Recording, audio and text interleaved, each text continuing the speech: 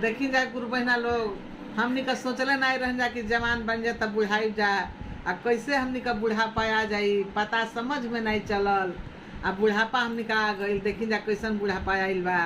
तो यही पर कैसे कहे के बा, अरे कैसे के आ गइल बुढ़ापा समझ में न आइल, भैया हो समझ में न आइल, आ बहनी हो समझ में न आइल, कैसे के आ गइल बुढ़ापा समझ में न आइल।